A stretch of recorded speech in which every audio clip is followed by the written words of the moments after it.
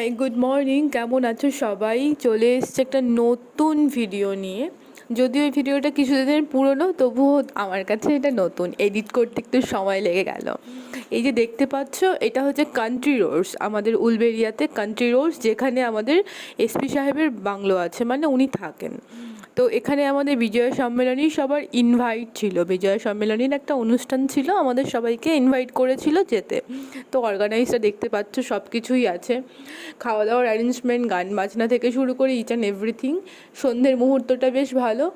আর order ছিল কি শাড়ি পরে যেতে হবে, তারপরে গিয়ে দেখি অনেকেই চুড়িদার পরে গেছে। যাই হোক, শাড়ি পরার সুযোগটা সবসময় হয় না বলে আমি চটপট শাড়ি পরে রেডি হয়ে বেরিয়ে গেছিলাম। আর গিয়ে দেখি এলাহি কারবার, সবাই চলে এসছে, খুব জমজমাট আনন্দ। আর অনেক গান, খাওয়া দাওয়া, হুল্লোড়, সব কিছুই হয়েছে। সাহেবের কথা সবটাই শুনলাম। একটা সুন্দর সন্ধে কাটালাম সেখানটাতে, খুবই ভালো লাগলো। একটা মনোরম পরিবেশ। বলো তো আমাকে কেমন লাগছে? একটু সেজেছিলাম, ওই আর কি।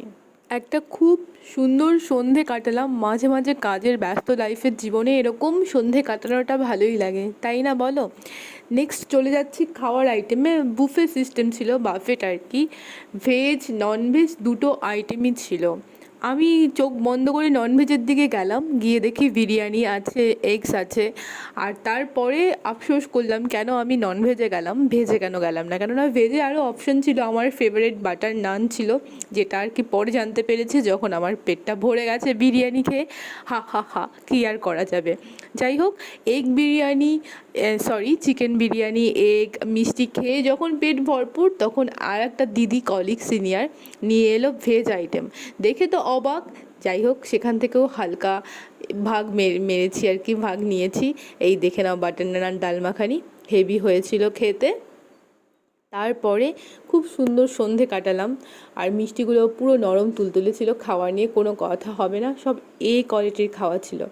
এত সুন্দর সন্ধে কাটিয়ে একটু ঢং করলাম, এত সুন্দর লাইটিং করেছিল তার মাঝখানে।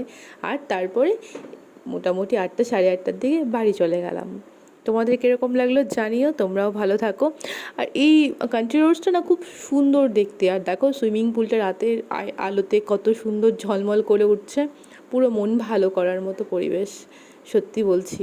তোমরা যারা হাওড়া উলবেড়িয়ার কাছাকাছি আছো, ঘুরে আসতে পারো, কোনো সমস্যা নেই। ভালো লাগলে জানিও, টাটা। আর লাইক করে দিও একটা, ভালো লাগলে টাটা।